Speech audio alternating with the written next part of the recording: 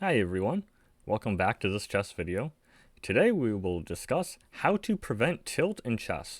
And even if you're not a chess player, this video can still help you because tilt applies to so many different things, and this video will help you with all of them. Now, my examples will of course be chess because this is a chess channel, but this same kind of tilt principles, these can be applied to poker, these can be applied to business, these can be applied to any kind of competitive environment, competitive fighting games, any video game in general is really competitive. Really anything with a competitive atmosphere, anything where there's high emotions, a lot of risk reward, there will be tilt because there's competition.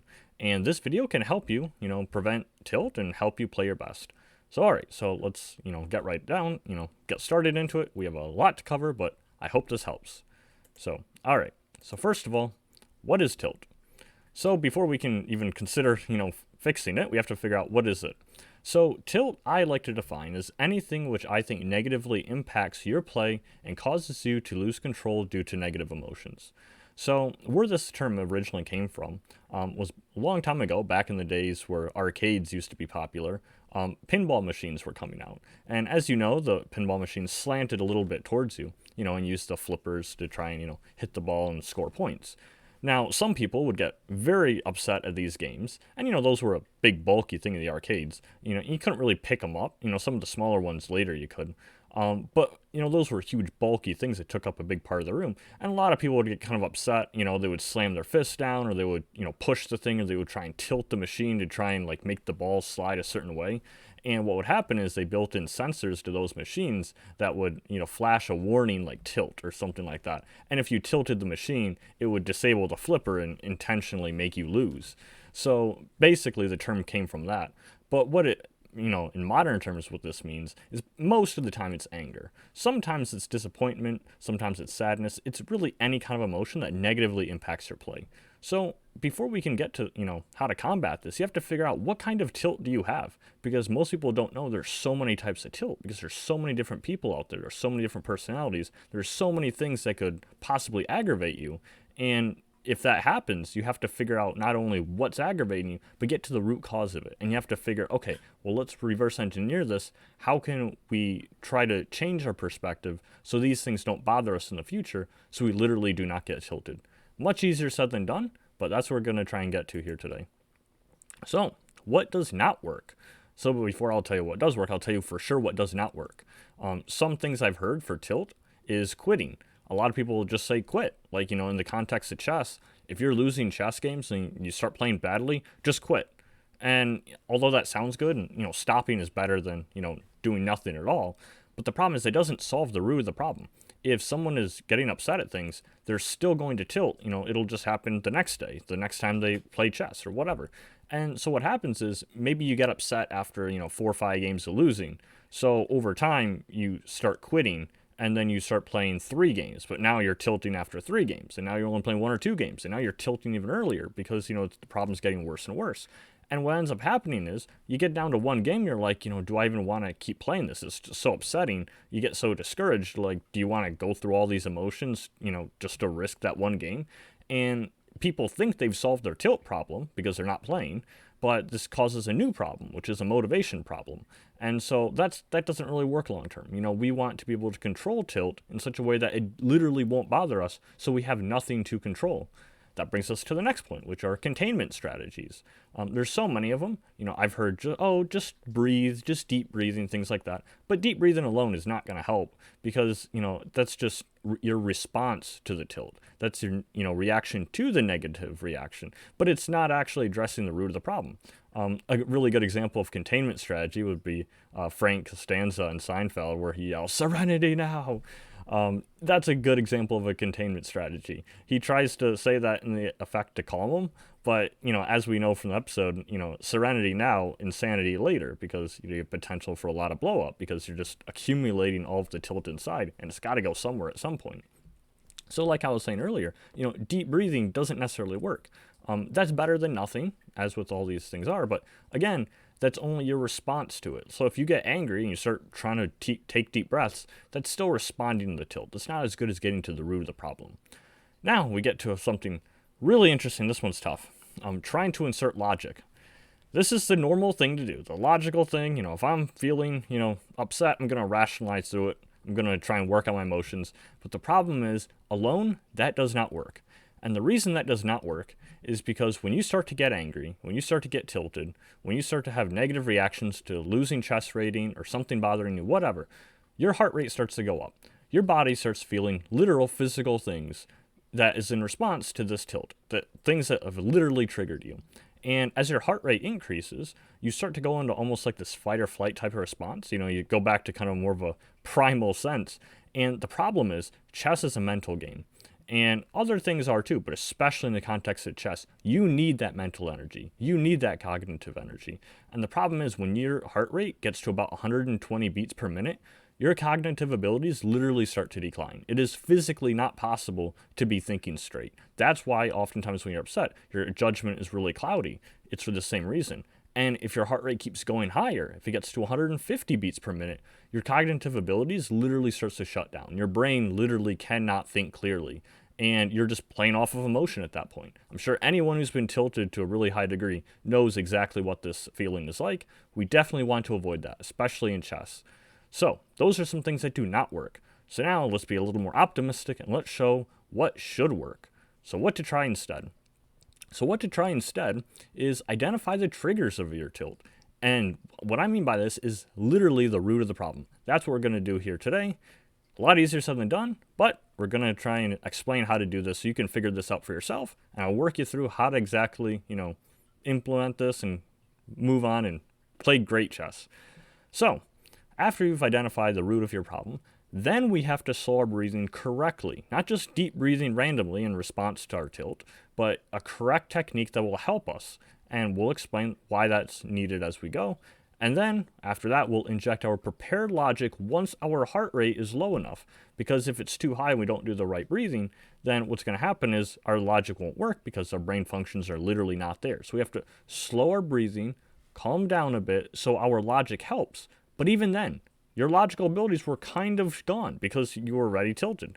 So what you have to do is you have to have your pre-planned, some type of logic, pre-wrote is my preference, but somewhere stored so that when you're upset, you can pull out that note card or whatever, and then you can literally read off exactly what you need to hear in that moment, and that will help you. Now, this is all in a process. You have to put this all together. But if you want to pull out a notebook right now and take notes during this video, by all means, go ahead. I'll even tell you exactly what things to write, so you can apply each of these to each type of tilt, and we'll figure out what type of tilt you have and how to simply combat that. Okay, so now if we can recognize tilt in real time, this is a big step. So the reason this works, this method I'm sharing, is because your physical body is connected to your mental, body. It's connected to your emotions. All this is connected. You are you as a person. And because your body works together, the physical is connected to your mental and emotional. So when you feel mentally and emotionally tilted, or whatever emotions you have, there can be literal physical things that come alongside that, and vice versa. People have actually studied the brain chemistry, and what actually ends up happening is when you experience a physical pain, it activates the same part of your brain as mental or emotional pain. And the opposite is also true. When you experience mental or emotional pain, you have literal physical things that your body feels in response to that. That's the same reason why certain emotions can be so painful. Heartbreak is really tough. Losing rating, in chess is really tough. Having betrayal is really tough. All those emotions are tough and they hurt you. It feels physical. And that's because these things are connected in your body. So what we have to do is slow our breathing, and then plug in our tailored, recorded messages for that type of tilt, and hopefully that'll help us. So after that, then, basically we'll have the antidote to this. Okay, feels like it's a lot I was saying, but all this is kind of important to kind of digest and get through. Now let's actually get to what kind of breathing I'm talking about, not just the incorrect kind, but the actual, what we're really trying to go for to actually help. And then I'll show you the types of tilt, and we'll go into exactly how to counter each of those. So when I say correct breathing, there's many different good methods, I'm sure. People who study meditation, I'm sure that, some of those techniques might be useful to you. The one that I like most, and the one I'm going to be talking about here, is something that's called the 6-4-6 method. And so this is a breathing technique where whenever you start to get tilted, we're going to try and implement this. Now, all you do is you try and inhale and you count mentally to the number 6. So you go 1, 2, 3, 4, 5, 6. So you inhale 6 seconds.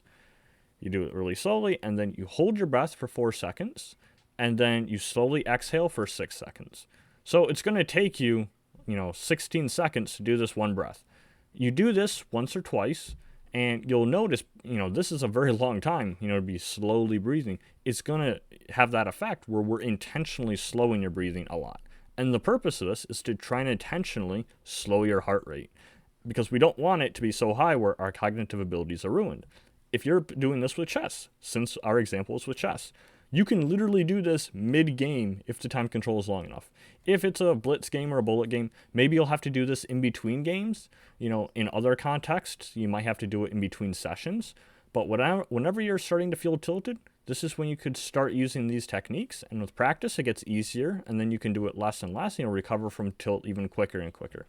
But when you're first starting out, this is going to take a while. It might take you 2, 3, 4 cycles of this type of breathing to fully calm down. And then when you get more experienced, it might only take you 3 cycles, maybe 2 cycles. And then, you'll be back to yourself in maybe 30 seconds or so.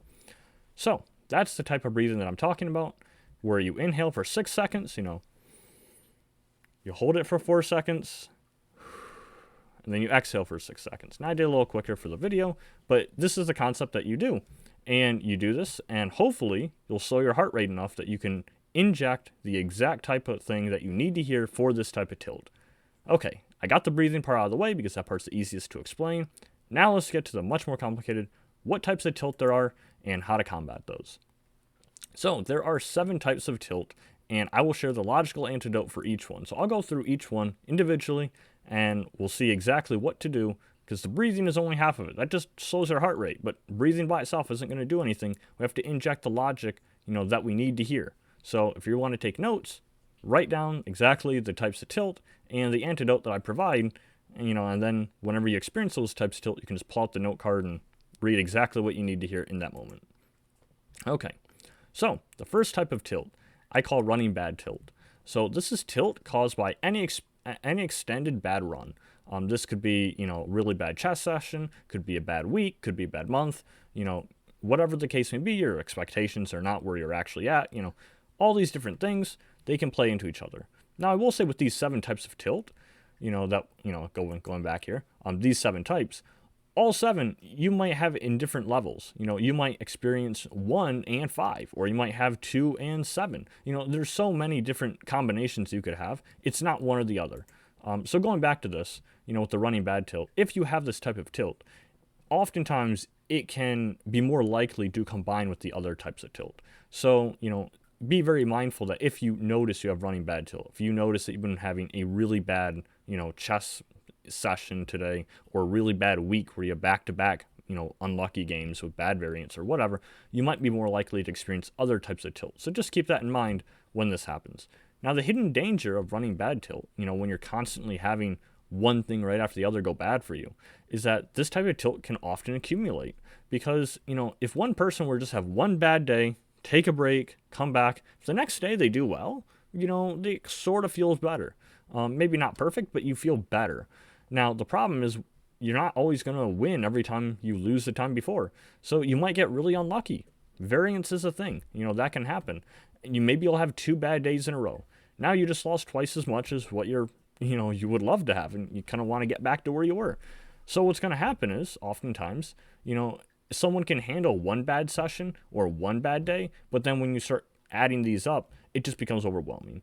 And this running bad tilt is kind of yourself shutting down to the fact that, you can't handle the stress of all of this losing, all of this tilt, all of these emotions that negatively impact your chess. So how we get around that is by, once we've implemented our breathing, we put in the antidote, variance is normal, and everyone is expected to eventually go on winning and losing streaks. I will gain an edge by not letting these inevitable losses impact me like it might for others. Just having that, reading that off to yourself, can be a really huge, groundbreaking thing, because sometimes this is exactly what you need to hear. This logic, you're not going to think of this on your own if you're tilted. But if you slow your breathing, you have this note card ready, you tell yourself exactly in the moment, you might feel better, because this is true. And once you start to internalize this truth, you will realize that, everyone loses. Grandmasters lose as well. And if you're going to say that a Grandmaster loses a lot less because they're so high rated, not entirely true, because Grandmasters are most likely playing other Grandmasters. So they're going to win and lose about 50% of the time, just like you. Doesn't matter what rating you're at. So everyone experiences wins and losses. Everyone will go on winning streaks and losing streaks. If you're on a losing streak or you're just really bad lately, that is okay. That is normal. All you can do is play your best and, don't let it bother you. So, on to the next type of tilt. Next, we have injustice tilt. So, a lot of this tilt is just literally the injustice of the situation. Sometimes you're like, how lucky someone got away with something. I know there's no literal luck in chess because it's objective, but sometimes it just feels like the opponent's pieces fell their way. Like a real complicated position, and they just so happen to have their king in the exact right spot. That one square away, they survive and they win the endgame or something. Or maybe they walked into a stalemate, or something. There's so many things that could happen. I also put mouse slipping. That's a really aggravating thing where you feel like you have a winning position and I lose, because, I mouse slipped. Or similarly, I lost on time. They flagged me, and, sometimes that kind of thing bothers people. That's injustice tilt. So your antidote to this is to tell yourself, I have no control over short-term results. I only have control over the quality of my play. Sounds very simple and straightforward, but this is true. And once you realize that, injustice is not a permanent thing, it'll negatively impact you if you believe it is. But think of it this way. People always think, there's justice over this chessboard and there's no luck. That's true in the long term. Things balance out. Eventually, the better player will win because there's no objective luck in chess. But in the short term, there is variance. Sometimes someone will get lucky. It kind of happens. And so you can't let those things bother you. It's just natural variance, and you move on. All you can do is play the best chess you can play and be in the best mindset that you can be. Next type of tilt, we have hate losing tilt. Another name for this is competitive tilt. Anything with a competitive environment, people just really hate losing. Some people much more than others. The people that are really adverse to losing, this is oftentimes the type of tilt that they experience a lot. These are your people that just literally cannot handle losing regardless of the situation. Maybe they attach their identity to it. Maybe it's just really important to them. Whatever the case, they're just really competitive. It really bothers them when they lose. The antidote to this is to realize I won't let variance beat me by forcing me to play badly. Because what ends up happening is people who really hate losing, if you get tilted by that, what's going to happen? You're more likely to lose the next game. Why? Because you were tilted. If you weren't tilted, the events aren't connected. You won a game, you lost a game. Doesn't matter. It'll all balance out long term.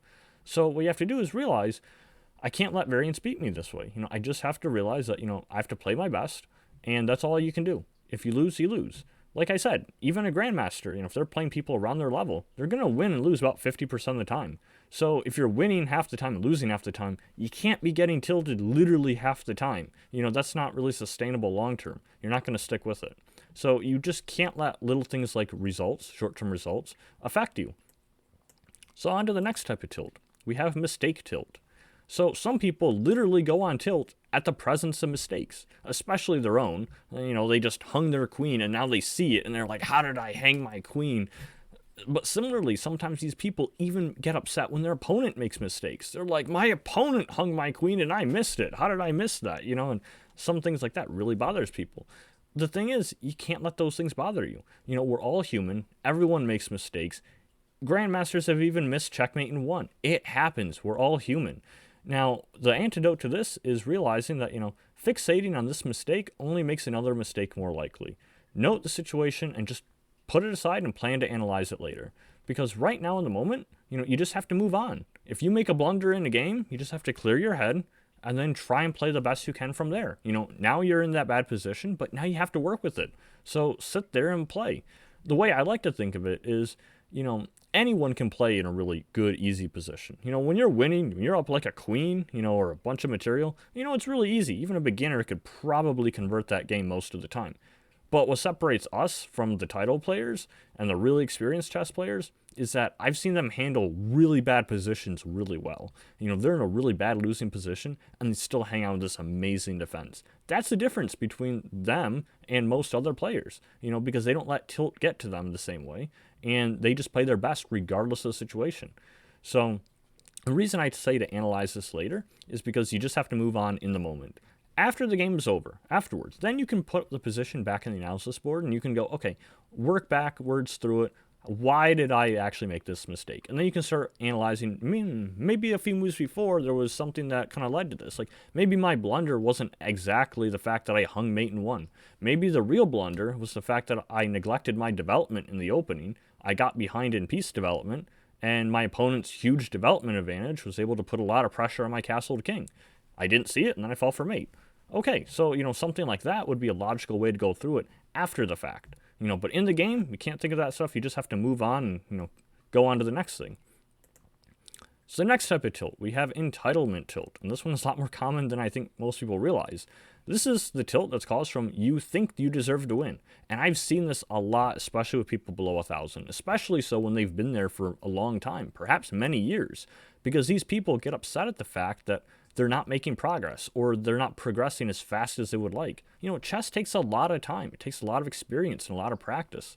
And so the problem here is it takes a lot of work and time, and you have to be patient with that. And some people, they're not okay with it taking so long, and they think something is wrong. That's not always the case. It could just be that, you just haven't progressed as much as you thought. Now, entitlement tilt is the tilt that thinks, you deserve to win. Why would this happen? Well, let's say someone is pushing a bunch of pawns. Some pawn pushers against you, and they're getting a good position. Maybe this is kind of tilting to someone because they feel like, I know pushing pawns is wrong. I know that I should be able to beat this. Why can't I beat this? That's entitlement tilt. You feel like you're better than them in some sense.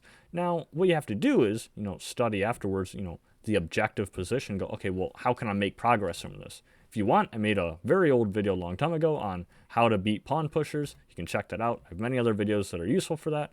But that was just one example.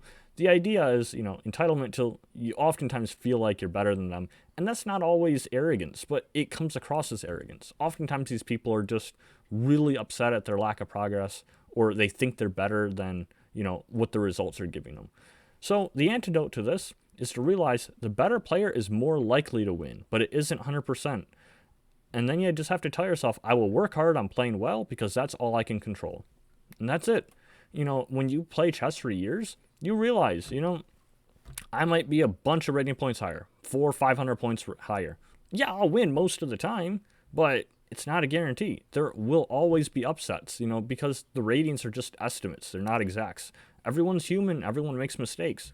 It's like if you're rated 1,000, you beat a 1,500 player. You think that is the best thing in the world. I was 500 points lower and I won. But similarly, you don't think of like, well, in that rare case, think of the same situation the other way. What if you're a 1,500, you lose to 1,000? It's going to happen pretty unlikely, but that's normal. Just as normal as the 1,000 winning against 1,500. It's just that the better player's more likely to win, but it's never a guarantee. So don't think of it as, I lost to this person, I should win. Think of it as I'm more likely to win, and I just happen to lose this game. It's not a big deal. Long term, I'm sure that, I'd probably win more if we were to keep playing. So you have nothing to prove there, basically. Okay, so the next type of tilt is revenge tilt. And I've seen so many chess.com forums where people complain, accept my rematch, You're not obligated to accept a rematch. You're not obligated to offer rematches. No one has to rematch. You play a game, and if you want to accept the rematch, you're more than welcome to. It might be good sportsmanship to accept if you really want, but it's not an obligation. Some people get upset at that because they have a form of revenge tilt, where, especially if they think you're better than you, like they feel almost like disrespected in some way. Like, I have to get my revenge on this person. Like, they beat me in this one blitz game online. And most people don't care about online blitz. You won't even a month later. You probably won't even remember that game. But in the moment, you really want to get revenge on them. The problem is revenge isn't always guaranteed. What ends up happening is if you do accept the rematch, they play again, you might not even win. It's like 50-50 if you're close rated. And if you're tilted, you actually have less chance because you're not playing at your actual ability. So all you can do is, use your antidote, which is if I abandon a winning strategy against them, then they really will win. And once you internalize that, you'll recognize, sometimes you just have to let your ego aside and go, you know what? They won. All right. Much easier said than done, I recognize. But, you can't be thinking of, I have to go after revenge and beat this person. Really one way to think of it is let's say I play like 10,000 chess games over the course of my chess journey.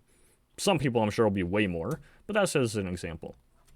If you play 10,000 games, on that long journey, if you're on game 50 and then you're about to go on to game 51, or you're on game, 900 and you're about to go to game 901, whatever, from that one little interval there, it doesn't actually matter if you ended your session and this is a new day, or if it's a one long grind and you've been playing a bunch of games in a row. It's all game after game after game. Statistically, it's all the same. And so revenge tilt really shouldn't apply because you don't have revenge for anything. Like they're just they're consecutive games in line in chronological order, but that's it. They're not related. They're all independent of each other. If you win one game, you might lose another game, but you might also win, so it really could go 50-50, so once you realize that, they're just a bunch of chess games, it's just a bunch of progress, you keep the focus on learning, trying to improve, not so much rating, the rating will catch up. All right, so next we have Desperation tilt, which is the seventh type of tilt. So this type of tilt can be probably the hardest to spot. You really have to examine the intent of why you're actually playing. So Desperation tilt might look like trying to grind rating to recover. Like maybe if you just drop below your milestone, like say you're at, 1800, you just drop below 1800 for the first time in a while. That could be tilting to some players, and they'll often feel like I have to grind to try and recover my rating, especially if you start dropping. That's a form of desperation tilt. Some other times these players will look, especially in daily chess, they'll look for stronger players because they feel like, well, if I win against this person, then I'll gain even more rating. I'll kind of like recover from my other losses. But when you play a higher rated player, you're just more likely to lose. And so, yeah, if you win, you'd gain a bunch of points. But mathematically, it'll all balance out, so you're not really gaining an advantage. This is just a form of desperation tilt. And because they're higher rated, you're probably more likely to lose. That's more likely to set you off at more tilt. And you can see how this kind of sends you downwards into a spiral. So your antidote to this is to realize if I continue playing like this is not chess. I'm gambling my rating. Gain rating by steadily playing great. Forcing things just makes it more likely I'll lose. And, that's a tough one for a lot of people with this type of tilt to really get to because sometimes they're in the heat of the moment. You really want to recover your rating, but it is okay. It's normal to lose rating, and it's also normal to gain rating. It shouldn't really hurt you that much, even though we have so many emotions attached to our rating. It's short term. This is a separate point, but one thing I really like to think and I'll say this because it might help a lot of people, is I like to think of rating as milestones. So if you made 1,000 rating for your very first time ever, that is amazing. Congratulations, huge milestone. Nothing can take that away. You've been to 1,000. That's your new all-time high. Now, what happens if you temporarily drop into the 900s again? Your milestone was still the same. It's still 1,000. You still have passed that. Your all-time high hasn't changed. Your rating has temporarily dropped, but your ability hasn't dropped. And so if you keep playing, then you can only have a new personal best. And that personal best can never go down. You can never lose your accomplishments. I think people who recognize that, you might be a little less likely to have desperation tilt. Because if you internalize that logic, then you'll realize, I really have nowhere to go but up because I literally cannot lose my all-time best. I might lose temporary rating, where I'm at currently, but that's just temporary. That's not where I'm actually at. That's not my all-time high. That's just, where I'm at in the moment, in the short term, but not necessarily long term. So those were the 7 types of tilt. Now, before I continue with this, if you haven't already, add a like to the video. Consider subscribing to the channel. I really want to help people, and if you like the video, it helps to spread this video. More people can see this, more people can cure their tilt. If you have a friend who is often tilted, they think these kind of things might help them, sit them down, show them this video. Really might help them. I really don't want anyone to suffer for no reason. And, with chess, it's unneeded suffering. You really don't have to be tilting. It's way easier said than done, to fix, but it can be fixed. Now, with that being said, let's continue on. So the next thing I want to show, after those types of tilt, this is called the Yerkes-Dodson Law. This is an old psychology principle. And so what this shows here is your stress in relation to your performance. So the more that you're stressed, it might help you only to a certain extent. But then after a while, it just becomes exhausting and it actually hurts you. So the same thing can actually apply to tilt because obviously there's a lot of stress in the competitive environment to chess. So if you're like really laid back and you're not really caring about chess, you're watching a YouTube video while you're making, your moves, or, you're playing a daily game and you're sitting having a snack and talking to people and making your move on your phone at work, whatever. You can do that, but chances are that's too little stress and you're not really going to play your best. And as you go into this, yellow here, it's a little more optimal until you get too fatigued. When you get too stressed and too fatigued, and this is where tilt starts to come into play, then you start to get exhausted and it's too much stress. And now you start playing less than your ability. You can see here that now the chart starts going down here. And with this little bell curve, it starts going downwards. And when you get full-blown tilt, this is often anxiety, panic, anger, some kind of breakdown. This kind of burnout, that's very common from tilt. That's way over here, and that's way too much stress. And so using these methods, using these antidotes, and also our breathing techniques to help slow our heart rate, the hope is that our stress will lower and we'll get more in the optimal range here. So this is, kind of the idea behind how we're trying to moderate our emotions in relation to tilt. Next, I'm going to show one actual positive benefit of tilt. This is a bit unexpected for most people. You think tilt is always negative. It kind of is. But here's one benefit of tilt. Now, this benefit, I do not recommend doing intentionally. If you tilt and this happens, then you can apply this method, afterwards, but don't try and tilt just for this method. It's not worth it. So if you legitimately tilt, one thing that I really like is what I like to call default pattern recognition. We all know what pattern recognition is in chess. That's when you've studied something really a lot and you've internalized it. It's no longer a conscious thought. Now it's in your subconscious. If you've seen a tactic for the first time, the very first time you saw some kind of knight fork, that's a new tactic to you. You remember it. Now you'll look for it in your future games. But after you've been playing chess for years, you've seen so many knight forks. It's just, boom, it's on the board, you recognize it, you just play it because you've seen it so many times. Now with more advanced tactics, the same thing is true, where it's just layer upon layer upon layer. And the more that you've seen, the more that you've studied, the more that you've learned, all this internalizes and enters your subconscious into something called your pattern recognition. And this is basically all of your chess patterns you don't even have to think about. They're just there. It's part of your instinct, basically. Now, the benefit to tilt here is when you tilt, remember how I said your cognitive abilities go away? If you're over 150 beats per minute with your heart rate, your cognitive abilities shut down. Well, what have you got left? Your emotions. You're just playing off of instinct, basically. And obviously that's a lot less optimal than our creative thinking, because chess is a mental game and we need our cognitive abilities. We need our thought process to play our best chess. But because you went back to your, raw emotions, that instinct state, if you notice that you start missing certain tactics, well, yeah, you're tilted, sure. But what does that tell me? That tells me those tactics that you were missing, they are not part of your instincts. They are not part of your pattern recognition. They were part of your logical, cognitive ability thinking that you lost while on tilt. So if you are in tilt, and you've just gotten over it, you go back, you look at your mistakes that you've made when you were tilted, and think, if I see these mistakes, start studying those concepts. Like say, you saw mate in 1 even though you were tilted, you played it. Congratulations, you got it. It's in your subconscious. You knew that, you recognized it, you played it. That means you probably don't need to study mate in 1. But let's say that you were tilted and you missed an opportunity to trap the opponent's queen. Well, if that happened, then maybe that type of pattern, where that position in that exact configuration where you could trap their queen, that pattern was not in your pattern recognition. And so, when you experience tilt, again, I wouldn't recommend seeking this out intentionally, but once you're recovering from tilt, pay close attention to what things you're actually missing, because the things that you're actually missing are things that you don't have internalized yet. And that could make good study tools for later, because then you can add those to your, subconscious. And even if you do go on tilt, you really hope you don't, but if you do, then at least you can fall back on those things and play at a higher level. This is why a grandmaster could be really tilted and still play at a really high level. It's not their optimal level, but it's still much higher than everyone else, because so much is in their pattern recognition that, they can fall back on that even on their subconscious. All right, so next point here. Common flaws when making progress. This is all a lot of stuff here, and there's a lot of things to go over.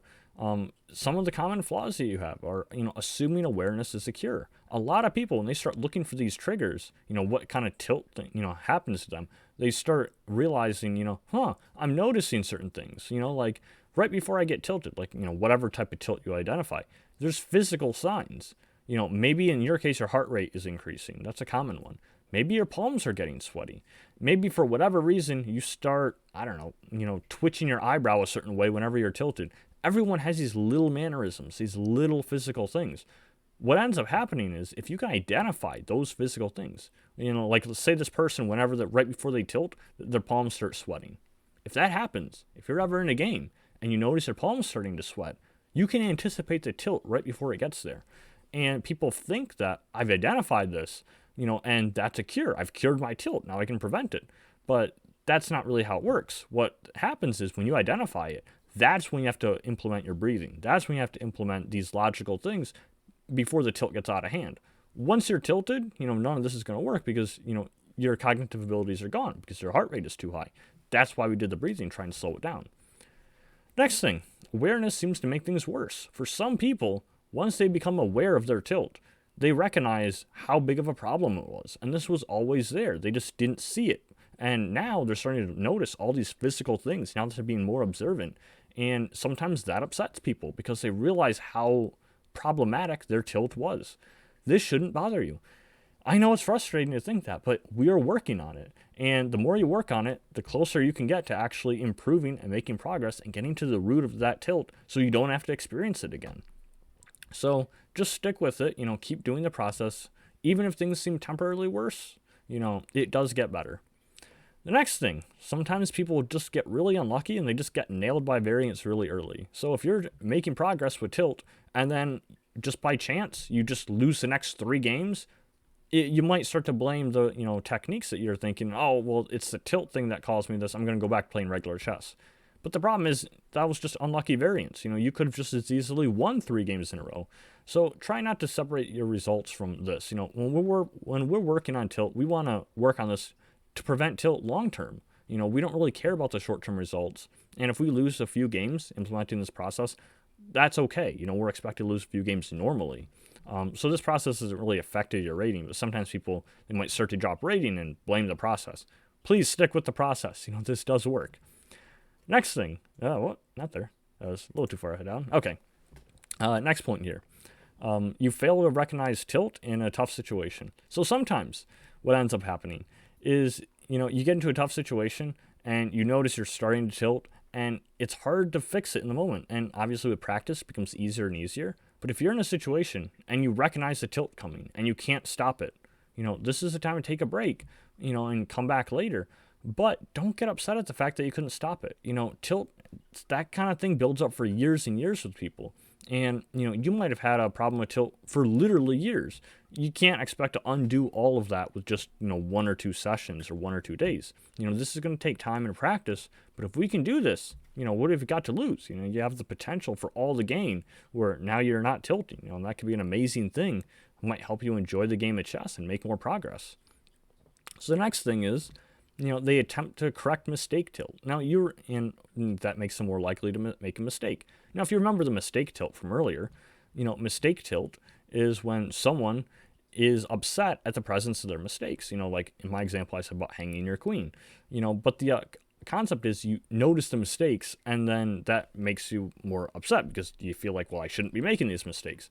So the problem is here, a common flaw I see is they fall into the mistake tilt where they're trying to fix all these things at tilt. And then the fact that they have to work on their tilt actually tilts them, because they recognize how bad their tilt was. And, you can't let that thing bother you. It is what it is. You have to, do the work to try and make progress.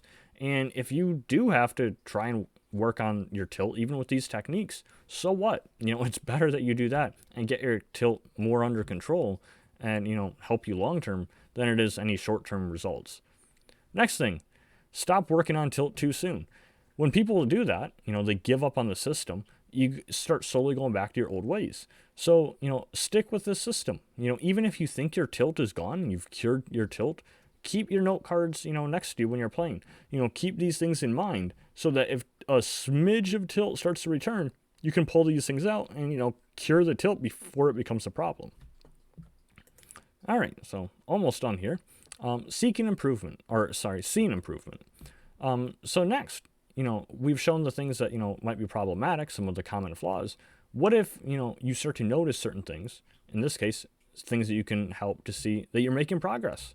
This is a great thing. So these are the things that you're looking for. So if you start to notice that you're having more increased recognition of your tilt in real time, that's a great step because that means you're correctly identifying tilt. That's progress. If you start recognizing the early signs of tilt, maybe you notice your palms sweating right before you tilt, or, your heart rate starting to go up, that's great. That's also progress because once you identify when you're tilting and the types of tilt that you have, then you can start to pinpoint things and then put in your antidote, everything becomes a lot easier, so this is a part of the process and that's a good sign. Next, you're able to recover from tilt faster afterwards. Like I said, this takes experience. This takes practice. Using this method constantly and practice and refining and practice, it'll help you and you'll get better and better at it and be able to do it even faster. So when you first do this, maybe this technique will take a minute or two, where you identify things, you implement your breathing, then you inject your logic and all this, that takes time. Maybe the first time you do it, it takes 2 to 3 minutes. When you start getting better and better, that time gets lower and lower. You can probably do this in under 30 seconds once you're really good at it, but that takes time and practice. So sometimes you recover from tilt faster as a result of that. Next, if you're able to actually prevent tilt, that's a great sign. That means we're definitely making progress. That's a great thing. If you understand more about why you tilt, you start to recognize the triggers, start to recognize what things bother you, because everyone is bothered by different things. Everyone has different personalities. Everyone has different backgrounds. Everyone has different experience levels with chess. You have to realize what things are bothering you. And once you start realizing what tilt specifically applies to you, that's a great first step to try and make progress towards curing that type of tilt. Next, if you're able to quit playing or keep playing, this is a tough decision sometimes. I made a video on the stop loss system. You can check that out if you want. And that just explains the concept of basically how to manage your games and when to quit, when not to, and do that based on your ability and what you think you're at right now based on your mindset. Ultimately, you just want to play your best chess. You want to play when you're playing pretty good, when you're in good form. If you're not in good form, you don't have to play chess. You don't have to be in the best form, but you don't want to be playing some suboptimal chess. Maybe it's just better to just skip chess that day, or do puzzles or something else. You don't have to risk a rating just because they're in bad form. It's not a guarantee you have to play a certain amount of chess. I think some people sometimes fall into a bad habit where they think, well, I want to reach a certain level. I got to grind this many hours a day. And today I'll do this many hours regardless how I feel. And if I feel good, I'll do more. That might be good for motivation, but the problem is, what if you're sick? What if your mind just really isn't in it today? Are you going to unnecessarily lose a certain number of points just because you wanted to play that certain amount that day? It doesn't make sense. So it's better to just quit that day, use your stop loss system, and come back when you're feeling better. Next, another way that you see, can notice if you see improvement is if you're able to maintain high control in tough situations. If you're starting to tilt, normally, but now you're in the same situation, the same tough situation, you realize I'm not tilting or I'm tilting less. That's also progress. That's great news because that means that this method is working. And if you keep doing it, you keep sticking with it, you keep practicing, eventually it'll get better and better until you almost don't tilt at all or you literally don't tilt at all. There'll always be ups and downs, there'll always be variance, but how you react to it, that's where tilt could become problematic. I'm not saying get rid of your emotions. I'm saying get rid of the negative consequences of tilt. Don't feel bad about the losing. It's normal. It happens to everyone. Very similar to the next point, actually. Decreased intensity of the reaction. If you notice that, before you would have tilted a, bunch, maybe you were chucking chairs like Eric Hansen, and now you're just a little upset, that's still progress. You're not entirely gone with the tilt, but it's a huge step in the right direction. So all those things will show that you're actually making progress, and you should keep sticking with the system to make sure you see it all the way through and cure your tilt for good. Okay, now towards the end here, kind of the magician revealing their secrets. Nothing that I've said here is copyrighted. Nothing is trademarked in some, way. All this is general public information.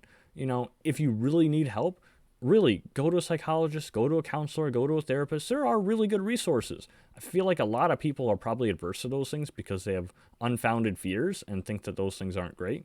But I think once you investigate those, you'll realize, if you can find someone who really cares about you and is trying to help you, I think you can make a lot of good progress.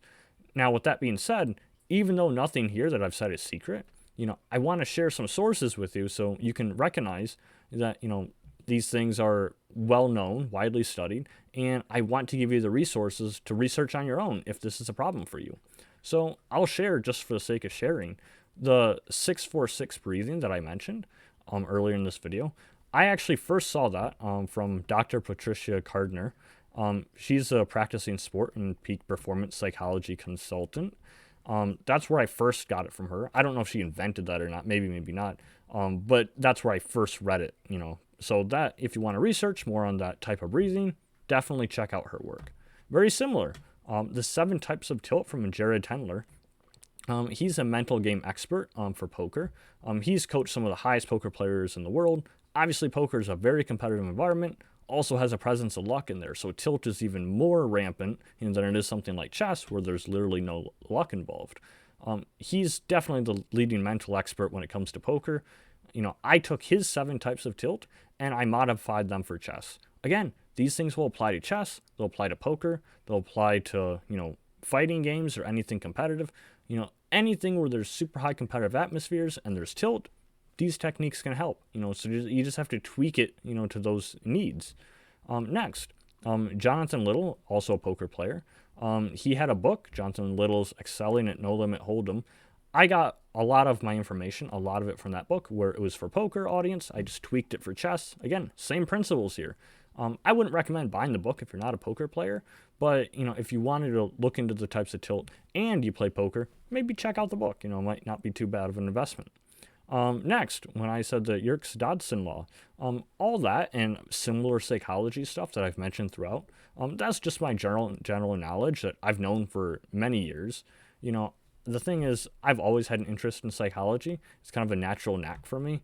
I'm also a university student who's majoring in psychology. So a lot of this stuff, it's like second nature to me, where I've seen it many years ago. Who knows where the first time I saw it was, But my point being, this is all, public knowledge. It's not like some secret thing.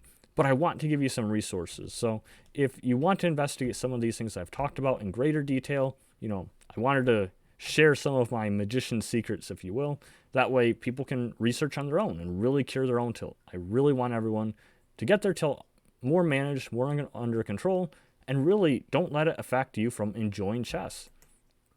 So, quick review. So what we really needed to do, all of this long video to summarize, was you really have to get to the root of the problem. And the root of the problem is identifying what type of tilt you specifically have. Because everyone is different people, different personalities. Not everyone tilts for the same reason. And if you have a different reason from tilting compared to your next door neighbor, you both are going to use different things to help you recover from that tilt. So you have to identify your type of tilt. Next, you have to consciously observe your physical responses, because we can't check like an emotional thing or a mental thing. It's not a physical thing, but our physical body and our reactions are physical, so we can check those things. So when you start to have mental things or emotional things, such as your tilt, you will notice physical signs because, these things are connected in your body. You might notice your palms sweating. You might notice, you're tapping your foot anxiously. You might notice all these different things, so many mannerisms unique to each person. Find out what it is with you that you notice right before you tilt, or when you start getting triggered. How do you feel? Is your heart rate going up? Are you starting to sweat more? All of these things. When you're more aware of those things, then you can reverse engineer and realize, I'm starting to go on tilt. Implement your breathing, kind of reverse engineer, see what exactly is causing your tilt. Next, once you observe these things, like I said, that's when you start to slow your breathing. This is when you implement that breathing technique I mentioned. This is when you start to slow your heart rate, so that way you can actually accept logic. Before then, your cognitive abilities are literally gone, not really of use to you. So you have to slow down your heart rate so you regain the ability to, digest logic, if you will.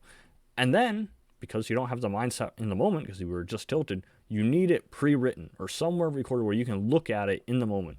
So right at that moment, after you've done your breathing, you've calmed down, that's when you have to put in your prepared, self-talk or whatever you wrote down based on your type of tilt. So you go to what exact type of tilt you had, you go to the antidote that I wrote, and then you literally just read that off to yourself, and hopefully that'll help you feel better, because then you'll internalize exactly what you needed to hear in that moment. And then finally, you just rinse and repeat. You do this as much as you need to, maybe even a little bit more than you think you need to, just to really make sure that, you prevent tilt in the future. This thing, you might have to do it once or twice, in a session. Maybe you'll have to do this kind of tilt thing for months. Maybe it'll be a lifetime thing where now, whenever you play chess, you just moderate your tilt a little bit better, a little bit easier through these techniques. Whatever it is, it really doesn't matter. What really matters is you do what works for you, and you get your tilt, under control, so it doesn't interfere with your chess. We want to play the best chess possible. We want tilt to, basically not hurt us. Again, it's negative emotions. It's negative consequences. Emotions aren't bad. Emotions are a good thing, and you should have emotions. What you shouldn't have is negative consequences from those emotions. You don't want to be throwing chairs. You don't want to be yelling at your mouse, move, mouse, move. We don't need to be doing that, because the thing is, long term, the players who are at the very top in the world, the very, very best, they don't tilt that much. And maybe for content, random videos, or playing something very competitive and frustrating like speed chess, maybe they're more likely to exhibit tilt. But I guarantee you, in a long time control game, these players are not tilting, not in that way. You have to get your emotions under control. You have to play at the best of your ability. It'll simply hold you back if you can't. So that was a lot to say, but, I really hope it helps everyone. Longer video than I thought, but I really wanted a video that, definitely much overdue. I've seen it so many times in the forums. People ask about tilt. They have so many, complaints about, I have this, I have that, I have all these anger and feelings around it, and I really feel bad for these people. I really want to give them a resource where I can say, here, check this out. I hope this helps you so you don't have to tilt. Thanks for stopping by, everyone. I'll see you in the next chess video.